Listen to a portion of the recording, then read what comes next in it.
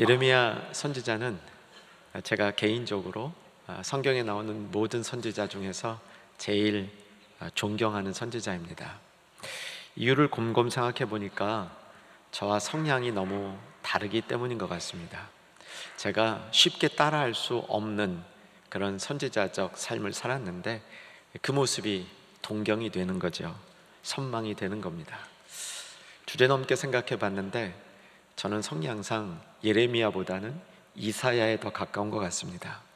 물론 발목도 못 쫓아갈 것 같지만 성향만 말한다면 그럴 것 같습니다. 예레미야 선지자는 매우 어려운 시절에 강한 소명을 가지고 뚜렷하게 살았습니다. 그래서 동경이 되는 것 같습니다. 예레미야 선지자가 살던 시절은 험악한 시절이었습니다. 험악한 시절 속에 하나님의 말씀을 분명하게 그 뜻을 선명하게 실천하려면 예레미야와 같은 삶을 살지 않을 수 없었을 것입니다. 이제부터 예레미야서를 읽게 되는데 예레미야서는 읽는 것이 이사야서보다 쉽습니다. 이번 주에 30장을 읽게 되는데 30장 읽는 것도 그렇게 어렵지 않을 것입니다. 특별히 3장부터 25장까지 심판에 관한 이야기가 계속 반복되는데 그냥 빠르게 읽어가시면 될 것 같습니다. 26장 가셔서 마음을 집중하시고 29장과 30장은 잘 읽으셔야 됩니다. 하이라이트입니다. 저는 예레미야서 전체에서 29장을 제일 좋아합니다. 예레미야 선지서는 특별히 통독하는 데 있어서 그렇게 어렵지 않은 이유는 많은 심판에 관한 경고가 있음에도 그 사이사이에 들어있는 회복의 메시지가 너무 선명하고 또 우리에게 힘을 줍니다. 뿐만 아니라 예레미야의 영웅적인 삶도 핍박을 당할 때 그가 어떻게 그 핍박을 이기는가 하는 영웅적인 삶도 때로는 우리에게 요새 말로 사이다와 같이 시원함을 제공해 줍니다. 어쨌든 예레미야서 정독해 보실 수 있기를 권합니다. 예레미야서에는 열정이 무엇보다도 묻어납니다. 하나님의 마음이 담겨있는 그 열정. 2년 전에 이 말씀을 예레미야 때 전했는데 한번 들어보시기 바랍니다. 내가 다시는 여호와를 선포하지 아니하며 그의 이름으로 말하지 아니하리라 하면 나의 마음이 불붙는 것 같아서 골수에 사무치니 답답하여 견딜 수 없나이다. 실망한 예레미야는 하나님 말씀을 더 이상 전하지 않겠다고 스스로 다짐을 하고 선포를 하는데 그러고 나니까 전파하지 않는 것이 얼마나 답답하고 힘드는지 속이 막 불타는 것 같아서 어쩔 수 없어서 또 전한다, 이 말씀이죠. 2년 전에 이 말씀 듣고 지금 신학교 간 충현 성도도 있습니다. 그만큼 예레미야의 열정이 우리에게 전달되어질 때 우리도 그 열정을 담고 싶은 마음이 생긴다는 것이죠. 자, 오늘 설교 제목은 예레미야가 소명을 받을 때 있었던 일입니다. 선지자들은 소명을 받게 되어 있습니다. 소명이 있어야 선지자적 사명을 감당할 수 있는 것이죠. 이사야, 예레미야, 에스겔 등등이 분명한 소명을 받고 선지자의 삶을 살았습니다. 오늘 본문 5절을 보면 예레미야가 받은 소명이 나오는데 5절 찾아가셔서 같이 한번 읽겠습니다. 내가 너를 모태에 짓기 전에 너를 알았고 내가 배에서 나오기 전에 너를 성별하였고 너를 여러 나라의 선지자로 세웠노라 하시기로. 태어나기 전부터 구별되어졌다는 겁니다. 그리고 특별히 구별되어져 있는 선지자로서의 영역이 이스라엘 민족뿐만 아니라 모든 나라를 위해서 너를 성별했다. 이 부분도 예레미야의 특징이라고 할 수 있겠습니다. 자, 이런 하나님의 부르심 앞에 예레미야의 반응은 우리들의 반응과 크게 다를 게 없습니다. 부족합니다. 제가 어떻게 이를 감당합니까? 라고 말하는 것이죠. 6절을 보시면 6절 같이 한번 또 읽으실까요? 내가 이르되 슬프도소이다 주 여호와여 보소서 나는 아이라 말할 줄을 알지 못하나이다 하니. 스스로 아이라고 얘기합니다. 어쩌면 이 소명을 받을 당시 예레미야가 어린 나이일 수도 있습니다. 하지만 꼭 물리적으로 어린 나이일 준비만을 의미하는 것이 아니라 내가 준비가 잘 안 된 사람이라는 것, 내가 부족하다고 말하는 겁니다. 여러분, 하나님이 여러분에게 뭔가 요청하실 때 교회를 통해서, 주변을 통해서 뭔가 하라고 할 때 이런 생각 종종 드시잖아요. 내가 부족합니다. 내가 어떻게 합니까? 이런 생각 다 한 번쯤은 해보셨죠? 예레미야도 자기가 부족하다라고 얘기합니다. 사실 그가 부족하다고 느꼈던 환경은 일리가 있습니다. 너무 힘들었어요, 주변 환경이. 그가 선지자로서 활동했던 시간은 유다 마지막 왕 5명이었는데 요시야라고 좀 괜찮은 왕 이후에 4명은 정말 이 하나님 앞에 불순종했고 나라가 엉망진창이 돼서 결국은 바벨론에 멸망해서 포로로 끌려가는 그 시기에 선지자의 사명을 감당했다는 겁니다. 저는 저희나 요즘 시대 때 목회자로 부르심을 받고 선교사로 부르심을 받는 분들은 이전 분들에 비하면 너무 편한 환경 속에서 부름을 받는 것 같습니다. 우리의 선배들은 신학교 가는 것 자체가 굶주림이었고 사회에서는 그 고달픈 삶을 사는 것이 기본 조건이었죠. 일제강점기나 한국 전쟁 같은 때 목회자로 소명을 받는 것은 요즘 같은 시기에 소명을 받는 것보다 훨씬 어려웠고요. 예레미야는 그때보다 더 어려운 시기에 선지자로 소명을 받았기 때문에 그의 마음속에 두려움이 있었던 것 같습니다. 근데 요즘 여러분들 제가 좀 부족해서요 하면서 하나님의 부르심을 거절할 때 그 모습을 보면 미묘한 불순종이 있을 것 같아요. 아주 그 감추어진 불순종, 하기 싫은 거죠. 더 재밌는 거 하고 싶은 거죠. 이 일이 고리타분해 보이는 겁니다. 식상나 있는 거죠. 그래서 이 소명을 거절은 하는데 그냥 거절하기는 그렇고 그래서 부족하니까요 말은 또 그렇게 하는 경우가 있는데 오늘 예레미야의 부족함은 그런 이야기가 아닌 것이었습니다. 아마도 이 대목에서 어떤 분들은 이런 질문을 마음속에 혹은 저에게 하고 싶은 분들이 있을 겁니다. 목사님, 내가 하나님의 부르심이라면 무조건 순종합니다. 그런데 제가 헷갈리는 것은 이게 하나님의 부르심 같지가 않고 교회라는 조직 혹은 교회의 어떤 한 개인이 인간적으로 나에게 일을 해달라고 요구하는 것 같습니다. 이 구분을 도대체 어떻게 할 수 있는가요? 이런 질문이 드는 분들이 있을 것 같습니다. 솔직히 있으시죠? 이 하나님의 부르심은 크게 두 종류가 있죠. 복습해 보십시다. 어둠에서 빛으로 부르시는 거죠. 이게 우리를 구원하는 겁니다. 이 아침에 다시 한번 확인하십시다. 내가 받은 구원 확실한 분들은 아멘으로 답하시기 바랍니다. 어둠에서 빛으로 부르셨죠. 그 다음에는 하나님이 구체적으로 하나님 나라를 세우기 위한 부르심이 있습니다. 우리 성도들은요, 내가 삶의 현장 살고 있는 그 자리로 하나님이 부르셨습니다. 이걸 기업을 주셨다는 말로 표현해요. 그 자리에서 하나님을 섬기며 나의 삶의 수단을 하나님이 주신 방편을 따라 살아가며 하나님이 주신 기업은 나의 삶을 살아가는데 충분한 것이라고 성경이 얘기해 주고 있습니다. 저도 그대로 믿습니다. 그리고 그 기업 안에서 하나님을 섬기고 그 기업이 하나님이 통치하는 자리가 되어서 그 기업을 통해서 하나님을 증거하는 삶을 살라고 우리를 부르신 것이죠. 이 부르심이 우리를 위한 특별한 부르심이기도 한 거죠. 또 하나님은요, 몸된 교회를 세우라고도 부르셨습니다.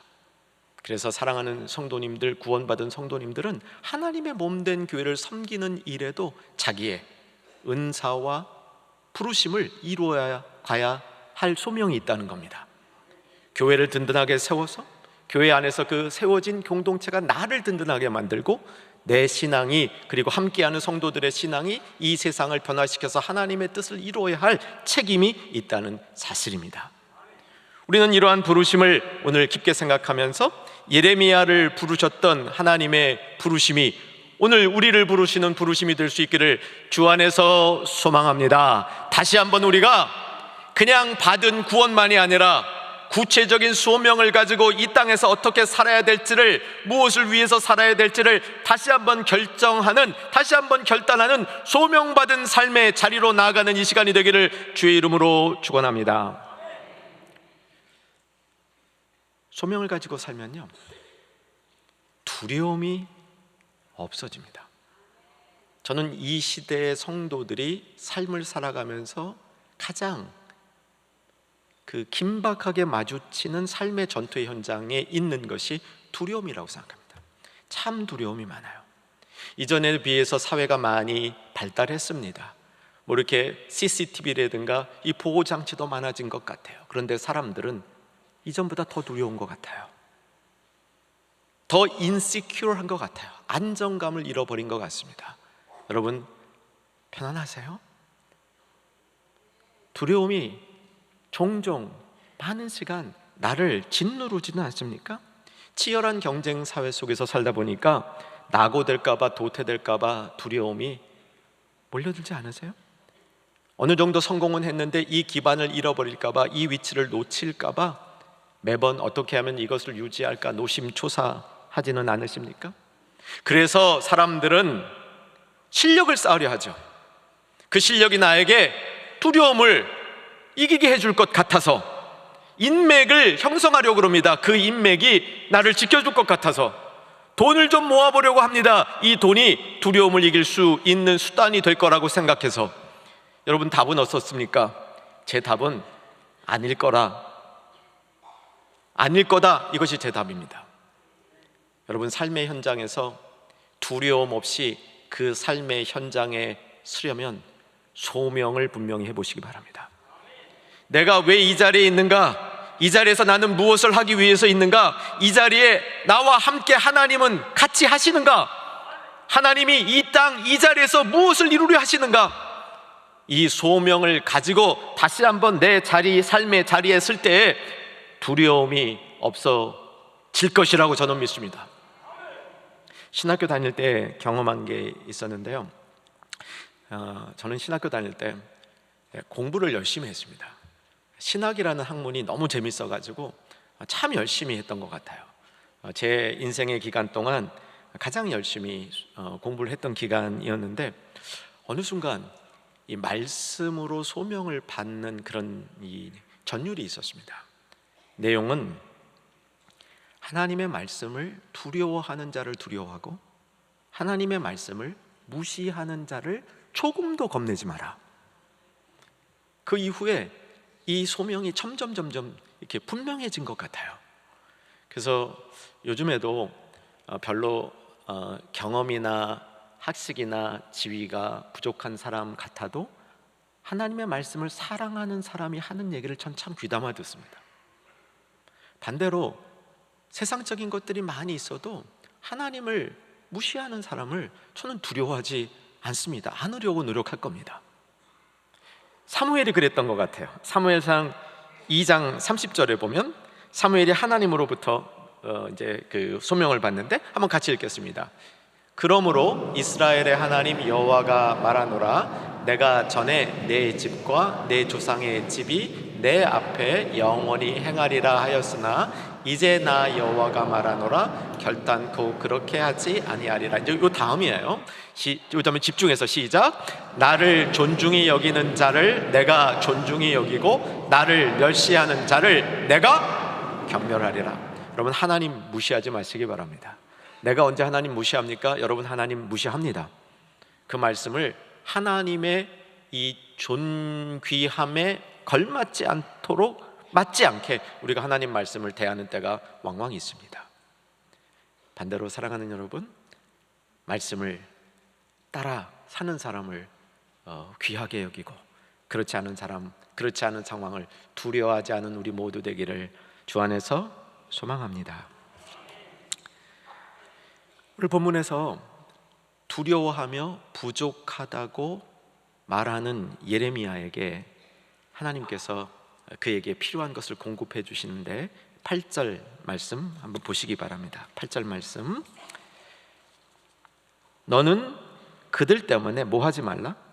두려워하지 말라. 내가 너와 함께하여 너를 구원하리라. 나 여호와의 말이니라 하시고. 자, 9절 오늘 제일 중요한 말씀일 것 같아요. 9절 같이 읽겠습니다. 여호와께서 그의 손을 내밀어 그 입에 대시며 여호와께서 내게 이르시되 보라 내가 내 말을 내 입에 두었노라. 하나님이 소명을 받는 자에게, 소명을 주시는 자에게 공급해 주셔요. 자녀된 자에게도 하나님이 공급해 주십니다. 자녀가 살아가는데 필요한 것을 부모가 공급해 주려고 노력하듯이 하나님도 그의 영적인 자녀들이 살아가는데 필요한 것들을 공급해 주십니다. 아멘 되시죠? 네, 이거를 기업이라 그래요. 기업. 그 기업 안에서 살면 우리가 풍성하게 하나님 누리며 살 수 있다. 이게 기업이에요. 하나님이 필요한 걸 자녀에게 공급해 주셔요. 언약의 원리잖아요. 그런데 여러분, 하나님 자녀로서 공급해 주시는 것만 받으면 좀 중요한 걸 놓친 겁니다. 내가 하나님 자녀이기 때문에 소명을 받아서 하나님을 섬기며 하나님 나라를 위한, 그리고 이웃들을 위한 소명을 가지고 사는 삶을 살 때 거기에 필요한 것을 하나님이 공급해 주신다, 안 주신다? 주시죠. 당연한 거 아닙니까? 여기 이 논리에 조금도 어색함이 없잖아요. 자녀를 위해서 공급해 주시는 하나님, 자녀가 주의 일을 하겠다고 소명을 받아서 그 소명을 이룰 때 공급해 주시겠습니까? 안 주시겠습니까? 주셔요. 예레미야에게는 오늘 선지자의 역할을 감당할 수 있도록 내 말을 내 입에 두노라. 여러분, 이 약속은 꼭 목사님들, 말로 주님을 섬기는 사람들, 이런 분들에게만 주는 게 아닙니다. 하나님의 말씀을 모든 성도들에게, 특별히 자녀가 되어서 이제 소명을 따라, 내 소명을 따라 살기로 결심한 소명인들에게 하나님의 공급이 있는 줄로 믿으시기 바랍니다. 그 공급의 핵심은 그의 말씀을 입에 대주시는 거예요. 이것은 지혜라고 볼 수도 있습니다. 담력이라고 볼 수도 있습니다. 이 시간, 그 시간을 살아가는 특별한 힘이라고 볼 수도 있어요. 꼭 소리로 나는 말씀만이 아니라는 겁니다. 그런데 그 근원은 하나님의 존귀하신 생명의 말씀으로부터 나오는 줄로 믿으시기 바랍니다. 하나님은 주님의 일에 헌신된 사람에게 그 일을 감당할 수 있도록 예레미야에게 입에 말씀을 넣어준 것처럼 공급해 주신다는 사실이지요. 자, 제가 오늘 퀴즈 하겠습니다. 지금 예레미야에게 너의 입에 내 말씀을 넣으리라, 이 예레미야에게 주신 선지자로서의 소명은 이전에 구약에 나오는 특별한 인물에게 주셨던 것을 여기서 재생시키고 있는 겁니다. 그 인물이 누구일까요? 들으셨군요, 일부 설교를. 보세요.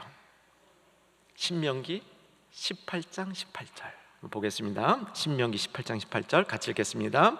내가 그들의 형제 중에서 너와 같은 선지자 하나를 그들을 위하여 일으키고 내 말을 그 입에 두리니 내가 그에게 명령하는 것을 그가 무리에게 다 말하리라. 자기의 모세가 고백하는 거예요. 내가 선지자로서의 삶을 살 수 있었던 원동력은 여호와께서 내 입에 하나님의 말씀을 주셨기 때문에 내가 그 말을 대변한 것인데, 이후에 나와 같은 선지자가 일어날 테인데 하나님은 그에게 더 분명하게 말씀을 주셔서 예언을 다 이루리라고 얘기한 겁니다. 사실 이 예언은 예수님에 의해서 성취된 거예요. 그런데 예레미야가 그 중간에 끼어 있어요. 모세, 예레미야가 모세의 뒤를 이어서 이 역할을 감당하다가 예수님을 준비한 겁니다. 이 말씀은 하나님의 말씀을 우리 입에 넣어주는, 예레미야에게 넣어줬던 그 말씀이 우리 성도들에게도 가능한 거라는 말입니다. 여러분, 하나님의 생명의 능력이 소명을 따라 살기로 결단한 저와 여러분 안에 하나님께서 불어넣어 주시기를 주의 이름으로 축원하며 소망합니다. 이렇게 하나님께서 그의 말씀을 넣어 주실 때 그 말씀을 받은 성도, 소명을 갖고 사는 성도들은 어떤 모습으로 이 땅을 살게 될까요? 자녀로서 공급과 소명자에게 공급이 비슷하지만 제가 좀 다르다 그랬습니다. 자녀에게 공급해 주는 건요, 울타리보, 독수리보, 까마귀보 이런 거예요. 자녀가 이렇게 어려움 당하지 않을 수 있도록 하나님이 공급해 주시는 이런 모습입니다. 그런데 소명을 갖고 사는 사람들에게는 조금 더 구체적으로 하나님의 공급이 나타날 때가 있습니다. 그러니까 할 말을 가르쳐 주시고요, 갈 길을 보여주시는 겁니다. 근데 그게 늘 그런 게 아니에요. 정말 필요한 때 하나님이 그렇게 하시는 겁니다. 필요한 때 딱 필요한 말을 하게 하시고요, 필요한 때 필요한 길을 열어주셔서 그 길을 가게 해주시는 역사가 소명받은 자에게 해주시는 하나님의 공급의 첫 번째 특징입니다.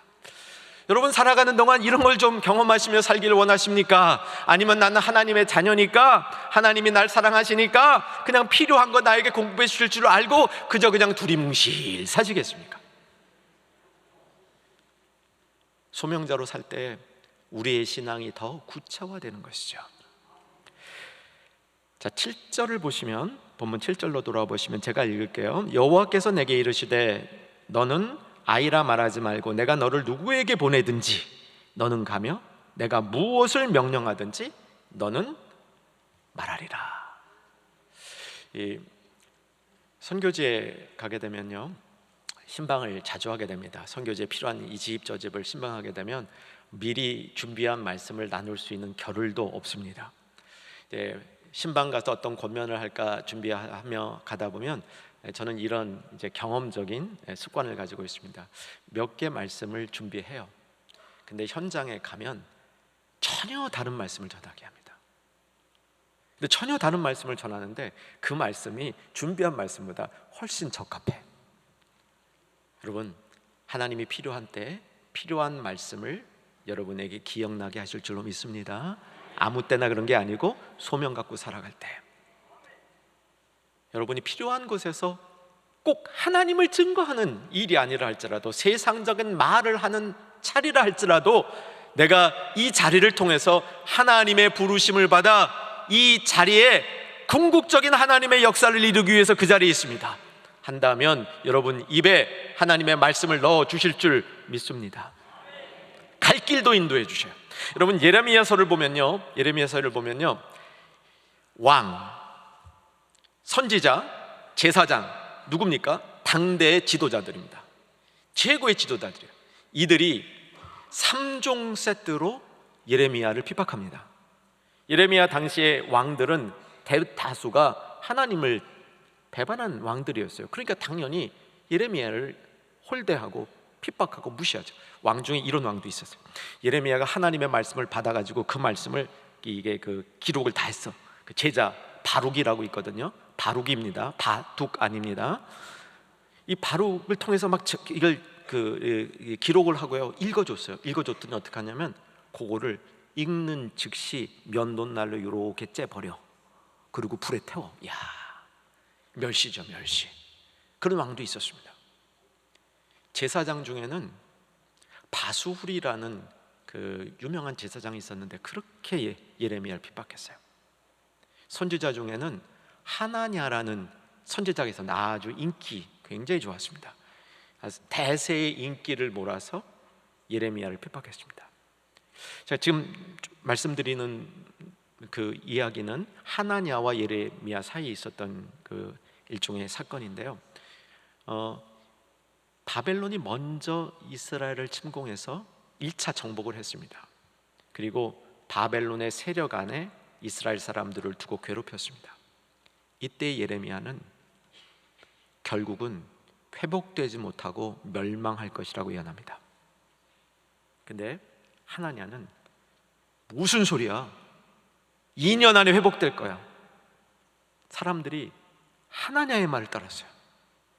듣기에도 좋고 하나냐의 그 어떤 언변이라든가 영향력이 대단했던 것 같아요. 그래서 다수의 사람들이 하나냐를 따랐습니다. 이때 예레미야가 어떻게 했는 줄 아세요? 하나냐하고 싸우지 않았습니다. 내가 받은 소명이 진짜이고 네가 받은 말이 거짓말이다 외쳤죠. 그런데 사람들이 하나냐를 따르고 하나냐 편에 서니까 예레미야가 거기에 끝까지 싸우지 않았습니다. 요즘 보면 그런 분들이 있어요. 소명이라고 얘기하면서 끝까지 싸워. 아주 망가질 때까지 싸워. 이때 예레미야가 한 일을 성경이 뭐라고 기록했냐면 28장 11절 같이 한번 자막으로 보겠습니다. 읽으십시다. 모든 백성 앞에서 하나냐가 말하여 이르되 여호와께서 이와 같이 말씀하시느니라. 내가 2년 안에 모든 민족의 목에서 바벨론 왕 느부갓네살의 멍에를 이와 같이 꺾어버리리라 하셨느니라 하매 선지자 예레미야가 자기의 길을 가니라. 자기의 길을 가요. 이것도 소명받은 사람의 모습이라는 겁니다. 소명받은 때 하나님이 그 말씀을 입에 넣어줄 때 이것보다 더 멋진 일은요, 구체적으로 할 말을 가르쳐주고 갈 길을 보여줄 뿐만 아니라 하나님의 큰 계획이 뭔지를 보여줍니다. 사실 이게 소명 받을 때 하나님이 우리에게 주시는 축복이고 특권입니다. 자, 10절을 보시기 바랍니다. 10절을 보시면 같이 한번 10절 읽겠습니다. 보라, 내가 오늘 너를 여러 나라와 여러 왕국 위에 세워 내가 그것을 뽑고 파괴하며 파멸하고 넘어뜨리며 건설하고 심게 하였느니라 하시니라. 이게 하나님이 하실 큰 일을 보여주는 거예요. 이거를 일종의 동영상처럼 예레미야가 보게 하는데 뽑고 심는 이미지로 표현합니다. 하나님의 심판을 뽑는 것으로 표현하고 하나님의 회복을 심는 것으로 표현합니다. 하나님이 뽑을 기로 작정한 자들은 뽑힐 수밖에 없어요. 뽑히고 나면 어떻게 됩니까? 생명을 잃어버리는 거죠. 이스라엘 백성이 예루살렘 땅에서 뽑혔다. 그게 바벨론의 포로로 끌려갔다, 이런 얘기입니다. 내가 살던 터전이 파괴되어졌다, 뽑혔다는 겁니다. 여러분 인생이 뽑히는 인생 되지 않기를 주 안에서 소망합니다. 그동안 쌓았던 여러분의 삶이 한순간에 뽑히는 인생이 되지 않기를 주 안에서 간절히 원합니다. 그러면 회복되는 인생은 뭔가 심는 인생이야. 심는 인생. 황량한 땅에, 메마른 땅에, 없는 것 같은 땅에도 하나님이 심어 놓으면 그 심어 놓은 것은 열매를 맺고 결실을 하더라는 겁니다. 여러분, 심기어진 인생 되기를 주의 이름으로 축원합니다. 심는 인생 되기를 주 안에서 소망하는 거죠. 하나님이 심어 놓은 것은 뽑을 자가 없다라고 선포하는 것이죠. 이것이 생명을 받고 또 우리가 소명을 따라 사는 인생의 모습이라고 할 수 있습니다. 예레미야서 32장 41절 자막으로 봅니다. 같이 읽겠습니다. 내가 기쁨으로 그들에게 복을 주되 분명히 나의 마음과 정성을 다하여 그들을 이 땅에 심으리라. 이러면 되는 거예요. 몹시 좋아하는 시편 91편의 말씀처럼 여호와의 집에 심겨진 나무. 저는 이게 충영교회를 향하여 주님이 우리에게 주시는 회복의 그림이라고 믿습니다. 여호와의 집에 심겨진 나무, 그 뜰 안에서 번성하리라. 늙어서도 열매를 맺고 진액이 풍성하며 그 빛이 청청하리라. 심겨진 하나님의 역사 가운데 일어나는 아름다운 모습인 거죠. 여러분, 선지자에게 준 사명이 뭐냐면 하나님이 뽑고 심으시는 일에 하나님의 도구로 사용받으라는 뜻입니다. 여러분의 삶의 자리에 잘 심겨있는 하나님의 사람 되시기를 소망합니다. 몸된 교회 외에도 잘 심겨져 있는 멋진 성도 되시기를 소망합니다. 소명이, 부르심이 이것을 이루리라 확신하는 것이죠. 소명을 따라 사는 사람에게는 소명을 따라 살아가는 동안 소명인으로서의 어떤 그 삶의 방식, 라이프 스타일이 생기는 것 같아요. 왜냐하면 심판이 있고 회복이 있는 사이에 우리가 돌이켜야 되잖아요. 돌이켜야 회복이 생기죠. 이 돌이킬 때 근원이 언약에, 하나님이 우리를 부르신 언약 때문에 우리는 돌이킬 수 있습니다. 언약을 붙들고 살아가는 성도들은 소명을 따라 사는 성도의 모습으로 열매를 맺습니다. 여러분, 소명을 따라 꼭 사시기 바랍니다. 근데 소명을 따라 사는 것은 한 번 살고 끝나는 게 아니잖아요.